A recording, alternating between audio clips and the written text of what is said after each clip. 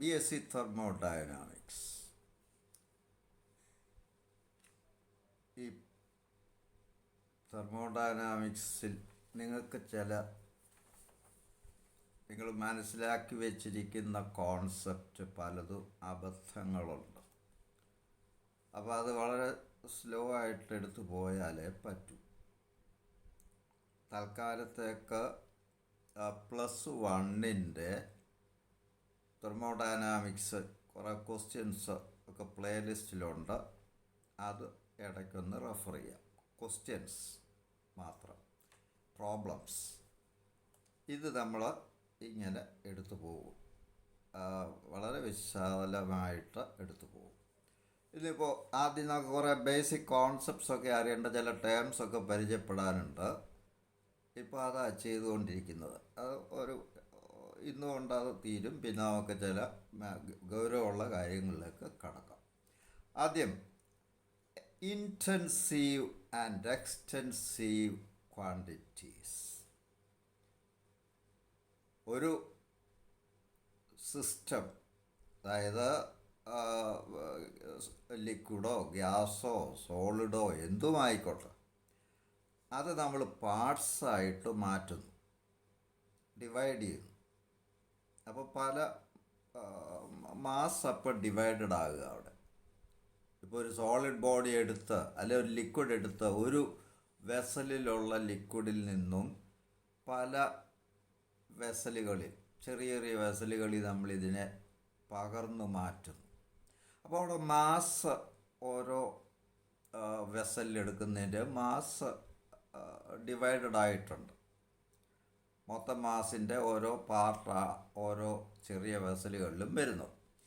ഇങ്ങനെ mass divide ചെയ്ത് കിട്ടുന്ന ഓരോ പാർട്ടിൻ്റെയും ചില ക്വാണ്ടിറ്റികൾ മാറാതെ നിൽക്കും.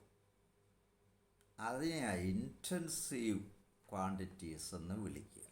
അപ്പോൾ മാസ്, ഒരു സിസ്റ്റത്തിനെ നമ്മൾ പല ഭാഗങ്ങളായിട്ട് ഡിവൈഡ് ചെയ്താൽ ആ മാസിനെ ഡിപ്പെൻഡ് ചെയ്യാതെ ഈ ഓരോ പാർട്ടിൻ്റെയും ചില ക്വാണ്ടിറ്റികൾ അത് ഡിവൈഡ് ചെയ്തതിന് മുമ്പുള്ള അതേ ക്വാണ്ടിറ്റി, അതേ അളവ് തന്നെ ആയിരിക്കും.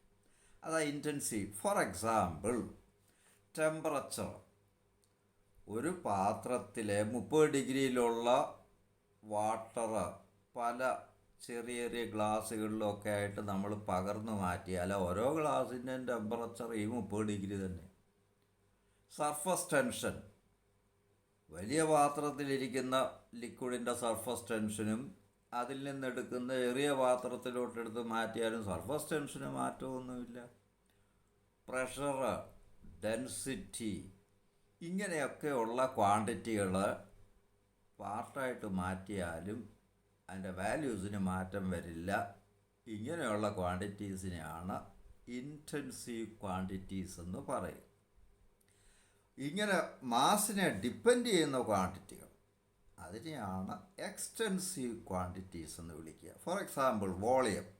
ഒരു വലിയ പാത്രത്തിലിരിക്കുന്ന ലിക്വിഡ് ചെറിയ ചെറിയ പാത്രങ്ങളിലേക്ക് മാറ്റിയ വോളിയം ഓരോ പാർട്ടിനും ആദ്യം ഇരുന്ന വലിയ ബിഗർ വെസലിലെ വോളിയം അല്ലല്ലോ ചെറിയ പാത്രങ്ങളിലേക്ക് മാറ്റും. അപ്പോൾ വോളിയം മാറും. ഒരു കമ്പി എടുത്ത് മുറിച്ച് പല പീസുകളാക്കിയാൽ ലെങ്ത് പലതാവും, ലെങ്ത് മാറും, വോളിയം. ഇതെല്ലാം ഒരു സിസ്റ്റത്തിനെ ഡിവൈഡ് ചെയ്യുമ്പോൾ മാറുന്ന ക്വാണ്ടിറ്റികളാണ്. ഇത്തരം ക്വാണ്ടിറ്റികളെ എക്സ്റ്റെൻസീവ് ക്വാണ്ടിറ്റീസ് എന്ന് വിളിക്കുക. അപ്പോൾ ഞാനതൊന്ന് പറയാം. Suppose A system in equilibrium. കാരണം സിസ്റ്റത്തിനകത്ത് ഇപ്പോൾ ഒരു ഗ്യാസ് എടുത്തു കഴിഞ്ഞാൽ ഗ്യാസിൻ്റെ പല ഭാഗത്തും പല ഡെൻസിറ്റിയോ പ്രഷറോ ഒക്കെ ഉണ്ടാവാം. അങ്ങനെയെങ്കിൽ ഡിവൈഡ് ചെയ്യുമ്പോൾ ആ വ്യത്യാസം ഉണ്ടാവും. അപ്പോൾ ഇക്വിലിബ്രിയത്തിലാണെങ്കിൽ ആ സിസ്റ്റത്തിന്, ആ ഗ്യാസിനകത്ത് എല്ലായിടത്തും ഒരേ പ്രഷർ വരും. എന്നിട്ട് ഡിവൈഡ് ചെയ്താൽ പ്രഷർ ഇൻറ്റൻസീവ് ആവും. അതുകൊണ്ട് എടുത്തു പറയുന്നത്, suppose A system in equilibrium B divided in its mass, those quantities independent of mass, that is, which remain the same for all the parts, are called intensive quantities. Pressure, temperature, surface tension, density, etc. are intensive quantities. Quantities which are also divided by division of mass are called extensive quantities. Volume, length, area, charge, electric charge, etc. are examples. ഇത്രയും മനസ്സിലാക്കി വയ്ക്കുക. അടുത്തത്, what is an indicator diagram?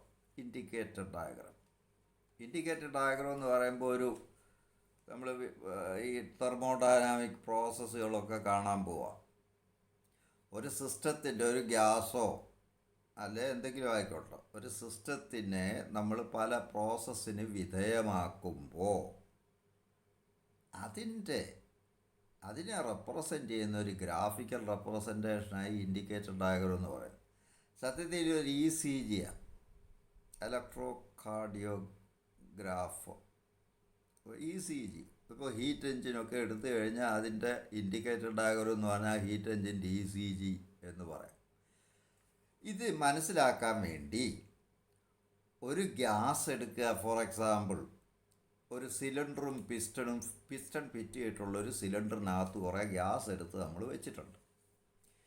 ഈ piston ഒരു പൊസിഷനിൽ നിൽക്കുമ്പോൾ ഈ gas, അതിനുള്ളിലുള്ള gas, സിലിണ്ടറിനകത്തെ ഗ്യാസിനൊരു പ്രത്യേക പ്രഷറും പ്രത്യേക വോളിയവും ഉണ്ട്. അപ്പോൾ അതൊരു സ്റ്റേറ്റാണ്. ആ ഗ്യാസ് ഇപ്പോൾ ഒരു പ്രത്യേക സ്റ്റേറ്റിലാണ്. ഈ പിസ്റ്റൺ വെളിയിലേക്ക് ചലിപ്പിച്ചാൽ അതിൻ്റെ വോളിയം കൂടും, പ്രഷർ കുറയും. അപ്പോൾ അതിൻ്റെ സ്റ്റേറ്റ് മാറുക. ഇനി ഈ പിസ്റ്റൺ ഹെഡിൽ നമ്മളൊരു സ്റ്റൈലസ് അല്ല ഒരു പെന്ന് ഫിറ്റ് ചെയ്തിരിക്കുന്നു എന്ന് വിചാരിക്കുക. ഈ സ്റ്റൈലസ് ഒരു സൂചി അല്ലെ ഒരു പെൻ നിബ്, ഇതിൻ്റെ ടിപ്പ് ഒരു ഗ്രാഫ് പേപ്പറിൽ ടച്ച് ചെയ്ത് നിൽക്കുക. ഈ ടിപ്പിൽ ഈ സ്റ്റൈലസ് അല്ല നിബ് പെന്ന്, അതിന് പറയുന്ന പേരാണ് ഇൻഡിക്കേറ്റർ. അപ്പോൾ ഈ പിസ്റ്റൺ അനങ്ങാതെ നിൽക്കുമ്പോൾ ഗ്രാഫ് പേപ്പറിൽ ഒരു പ്രത്യേക പോയിൻ്റിൽ അത് ടച്ച് ചെയ്ത് നിൽക്കുക ഈ സ്റ്റൈലസ്. ആ പോയിൻ്റ് എന്ന് പറയുന്നത് ആ പർട്ടിക്കുലർ സമയത്തെ ഈ ഗ്യാസിൻ്റെ പ്രഷറിനെയും വോളിയത്തിനെയും റെപ്രസെൻ്റ് ചെയ്യുന്ന ഒരു പോയിൻ്റാണ്. ഇനി എന്തെങ്കിലും മെക്കാനിസം ഉപയോഗിച്ച് നമ്മൾ ഈ ഗ്യാസിനെ ഒരു പ്രോസസ്സിന് വിധേയമാക്കി എന്ന് വിചാരിക്കുക. എക്സ്പാൻഷനോ കംപ്രഷനോ അഡയാബാറ്റിക് എക്സ്പാൻഷനോ അഡയാബാറ്റിക് കംപ്രഷനോ ഐസോതെർമൽ എന്തെങ്കിലും ആയിക്കോട്ടെ. അപ്പോൾ ഈ പിസ്റ്റൺ ചലിക്കുമ്പോൾ നമ്മളൊരു മെക്കാനിസം ഉപയോഗിച്ച് ഈ പെന്ന് ഹൊറിസോണ്ടലായിട്ട് ചലിക്കുന്നു. അതതിൻ്റെ വോളിയം ചേഞ്ചിനെ റെപ്രസെൻ്റ് ചെയ്യത്തക്ക വിധത്തിൽ ഈ പെന്നിൻ്റെ ഹൊറിസോണ്ടൽ ചലനം നമ്മൾ ക്രമീകരിക്കുന്നു ബൈ സം മെക്കാനിസം. പെന്നിൻ്റെ വെർട്ടിക്കൽ മോഷൻ പ്രഷർ വേരിയേഷനെ റെപ്രസെൻ്റ് ചെയ്യാൻ വേണ്ടി നമ്മൾ മെക്കാനിസം ഉപയോഗിച്ച് അറേഞ്ച്മെൻറ്റ് നടത്തുന്നു. അപ്പോൾ നമ്മളൊരു സ്യൂട്ടബിൾ മെക്കാനിസം തിരഞ്ഞെടുക്കുന്നു such that horizontal motion of the stylus is an indication of volume change and vertical motion represents variation in pressure. എങ്കിൽ ഈ സ്റ്റൈലസ് അല്ല ഇൻഡിക്കേറ്റർ ഈ ഗ്യാസ് ഏതെങ്കിലും ഒരു പ്രോസസ്സിന് വിധേയമാക്കുമ്പോൾ ഒരു കർവ് ട്രേസ് ചെയ്യും ഈ ഗ്രാഫ് പേപ്പറിൽ. തീർച്ചയായിട്ടും ആ കർവ് ഈ പ്രോസസ്സുമായിട്ട് ബന്ധപ്പെട്ട പ്രഷർ വോളിയം ചേഞ്ചിനെ റെപ്രസെൻ്റ് ചെയ്യും. ഇതിനെ നമുക്ക് പ്രഷർ വോളിയം ഗ്രാഫ് എന്ന് വിളിക്കാം, സാധാരണ PV ഗ്രാഫ്. ഈ സ്റ്റൈലസ് ഉപയോഗിച്ച് ഇത് ഈ ഓട്ടോമാറ്റിക്കായിട്ട് റെക്കോർഡ് ചെയ്യുമ്പോൾ അതിനെ ഇൻഡിക്കേറ്റർ ഡയഗ്രം എന്നങ്ങ് വിളിക്കും. അപ്പോൾ ഇത് കാര്യം അത്രയേ ഉള്ളൂ. ഇതിൽ ഈ ഗ്രാഫിന് മറ്റൊരു പേരും പറയും. ഈ ൻ്റെ പാത്ത് എന്നും പറയാം. പാത്ത് എന്ന് പറയുമ്പോൾ ഗ്രാഫ് ലൈൻ, ഇന്ന പാത്തിൽ കൂടെ സിസ്റ്റം കടന്നു പോയി എന്ന് പറയുമ്പോൾ അതിൻ്റെ അർത്ഥം ഈ ഗ്രാഫിക്കൽ ലൈൻ കാണിക്കുന്ന പ്രഷർ വോളിയം ചേഞ്ചിൽ കൂടി ഇത് കടന്നു പോയി എന്നർത്ഥം. ഇനിയിപ്പോൾ പാത്തെന്ന് നമ്മൾ തെർമോഡൈനാമിക്സ് പറയുമ്പോഴെല്ലാം ഉദ്ദേശിക്കുന്നത് ഈ ഗ്രാഫിനെയാണ്, പ്രഷർ വോളിയം ഗ്രാഫ്. ചുരുക്കത്തിൽ ഇൻഡിക്കേറ്റർ ഡയഗ്രം എന്ന് പറഞ്ഞാൽ പ്രഷർ വോളിയം ഗ്രാഫ് തന്നെ. ലോവർ ക്ലാസ്സിൽ അങ്ങനെ നമ്മൾ പഠിച്ചിട്ടുള്ളൂ. നമ്മുടെ സ്റ്റാൻഡേർഡ് കൂടും തോറും അതിൻ്റെ സത്യാവസ്ഥ കൂടുതൽ അറിഞ്ഞ് വരണം. അപ്പം ഞാനതൊന്ന് അല്പം വിശദമായിട്ട് പറയും. Consider A gas enclosed in A cylinder with movable piston. Let A pen or stylus, stylus, stylus called indicator, be attached to the piston such that the stylus is free to move on a graph plane. Each position of the piston corresponds to a particular state of the gas, that is, a particular pressure and volume. By some mechanism, horizontal motion of the pen or stylus follows pressure change, and vertical motion pressure change. Then the curve traced by the stylus will be an exact representation of the state change undergone by the gas. Such curve is known as an indicator diagram or PV diagram, pressure volume diagram, or path followed by the gas during the process. ഇത്രയും ഞാൻ വിശദമായിട്ടൊന്ന് പറഞ്ഞു. ചോദ്യത്തിനനുസരിച്ച് answer ചെയ്യാം. Another point.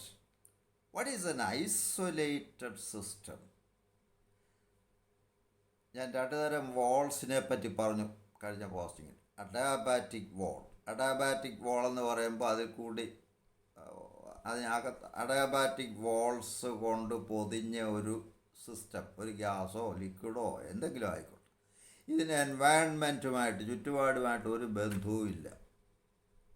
അത്തരം സിസ്റ്റത്തിന് isolated system എന്ന് പറയാം. അപ്പോൾ adiabatic walls കൊണ്ട് പൊതിഞ്ഞ ഒരു region of matter or a system is called an isolated system.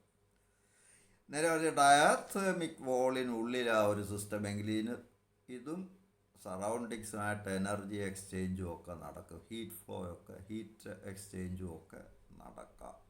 അത് ഓപ്പൺ സിസ്റ്റം അല്ല, കണക്റ്റഡ് സിസ്റ്റം എന്ന് പറയും.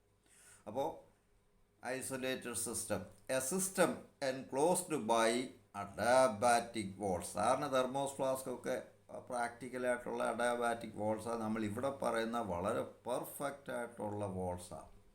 അപ്പോൾ a system enclosed by adiabatic walls is totally unaffected by any external agency, then the system is said to be an isolated system. അപ്പോൾ ചുറ്റുപാടിൽ നിന്നുള്ള ഒരു സ്വാധീനവും അതിനെ ബാധിക്കില്ല. അതാണ് ഐസൊലേറ്റഡ് സിസ്റ്റം. അടുത്ത ഇക്വിലിബ്രിയം. കഴിഞ്ഞ പോസ്റ്റിങ്ങിൽ നമ്മൾ പറഞ്ഞു. ഇക്വിലിബ്രിയം എന്ന് പറയുമ്പോൾ ചേഞ്ച് ഒന്നും, ഇപ്പോൾ ഒരു ഐസൊലേറ്റഡ് സിസ്റ്റം, നമ്മളൊരു സിസ്റ്റത്തിനെ ഐസൊലേറ്റ് ചെയ്ത് വെച്ചു എന്ന് പറഞ്ഞാൽ അഡയാബാറ്റിക് വോൾസിൽ പൊതിഞ്ഞു വെച്ചു, അല്ലെ അഡയാബാറ്റിക് എൻക്ലോഷറിനകത്തൊരു സിസ്റ്റം, ഒരു ഗ്യാസോ എന്തെങ്കിലും വെച്ചു. ആദ്യം ഇത് തന്നെത്താനെ സ്പോണ്ടേനിയസ് ആയിട്ട് അങ്ങോട്ടും ഇങ്ങോട്ടും ഒക്കെ ചില ചേഞ്ച് നടക്കാം. അതിനകത്ത് ഉള്ളിൽ ചില റീഅറേഞ്ച്മെൻറ്റ്സ് ഒക്കെ നടക്കും. എന്നിട്ട് ഒരു സ്റ്റേറ്റിലെത്തും. പിന്നെ ആ സ്റ്റേറ്റ് ഒരിക്കലും മാറില്ല എത്ര കാലം കഴിഞ്ഞാലും, provided the system must be an isolated one. അപ്പോഴാണ് ഇക്വിലിബ്രിയം എന്ന് പറയാം. അപ്പോൾ ചേഞ്ച് ഉണ്ടാവാത്ത ഒരവസ്ഥ. That's all. അപ്പോൾ ഇക്വിലിബ്രിയത്തിലേക്ക് എത്താനാണ് എല്ലാ സിസ്റ്റവും ശ്രമിക്കുക. അത് തന്നെ ശ്രമിക്കും. ഒരു സിസ്റ്റം ഇക്വിലിബ്രിയത്തിൽ അല്ലെങ്കിൽ ഇക്വിലിബ്രിയത്തിൽ എത്താനായിട്ട് ഒരു സ്പോണ്ടേനിയസ് ആക്ഷൻ പ്രകൃതി തന്നെ എല്ലാ സിസ്റ്റത്തിനും കൊടുത്തിട്ടുണ്ട്. പിന്നീട് ചേഞ്ച് ഉണ്ടാവില്ല, മറ്റ് എക്സ്റ്റേണൽ ഏജൻസി ഒന്നും അഫക്റ്റ് ചെയ്യുന്നില്ലെങ്കിൽ. അപ്പോൾ when a system is isolated, it tends towards and eventually reaches a state in which no further change is possible, regardless of time. Now this system is said to be in equilibrium. അടുത്തത് thermodynamic equilibrium. 3 conditions ഒരു system satisfy ചെയ്യുമ്പോൾ അത് thermodynamic ഇക്വിലിബ്രിയത്തിലാണെന്ന് പറയും. 1, mechanical equilibrium. ഒരു സിസ്റ്റത്തിനുള്ളിൽ സിസ്റ്റത്തിനുള്ളിൽ ഒരു unbalanced force ഉണ്ടാകാതിരിക്കുക. Unbalanced force ഉണ്ട്, acceleration ഉണ്ടാവും, മൊമെൻറ്റം ഒക്കെ മാറും. അതുണ്ടാവാൻ പാടില്ല. അപ്പോൾ അൺബാലൻസ്ഡ് ഫോഴ്സ് ഉണ്ടാവാതിരിക്കുന്ന അവസ്ഥ, അതാണ് മെക്കാനിക്കൽ ഇക്വിലിബ്രിയം. നമ്മൾ ഈ മെക്കാനിക്സിലൊക്കെ പഠിച്ചിട്ടുണ്ട്. സ്റ്റാറ്റിക്സ് അൺബാലൻസ്ഡ് ഫോഴ്സ് അല്ല, റിസൾട്ടൻറ്റ് ഫോഴ്സ് 0 ആകുമ്പോൾ ഒരു സിസ്റ്റം അറ്റ് റെസ്റ്റിലാവും എന്നൊക്കെ പഠിച്ചിട്ടുണ്ട്. സ്റ്റാറ്റിക് ഇക്വിലിബ്രിയം അത് തന്നെ മെക്കാനിക്കൽ ഇക്വിലിബ്രിയം. അടുത്തത് തെർമൽ ഇക്വിലിബ്രിയമാണ്. ഡയാതേർമിക് വോള് കൊണ്ട് ഒരു സിസ്റ്റത്തിനെ പൊതിഞ്ഞ് വെച്ചാൽ സറൗണ്ടിങ്സുമായിട്ട് ഇതിന് ഹീറ്റ് എക്സ്ചേഞ്ച് ഉണ്ടാവാതിരിക്കുക, അല്ലെ ടെമ്പറേച്ചർ മാറാതിരിക്കുന്ന അവസ്ഥ, അതാ തെർമൽ ഇക്വിലിബ്രിയം. അത് നമ്മൾ കണ്ടു 0 വരും. പിന്നീടുള്ളത് 3ാമത്തെ condition chemical equilibrium. Chemical equilibrium എന്ന് പറയുമ്പോൾ ഒരു സിസ്റ്റത്തിനകത്ത് കെമിക്കൽ റിയാക്ഷൻസ് ഒന്നും നടക്കാൻ പാടില്ല. ഡിഫ്യൂഷൻ പോലെ അങ്ങോട്ടും ഇങ്ങോട്ടും മാസ് ട്രാൻസ്ഫർ ചെയ്യാനൊന്നും പാടില്ല. ഈ അവസ്ഥയ്ക്ക് കെമിക്കൽ ഇക്വിലിബ്രിയം എന്ന് പറയുക.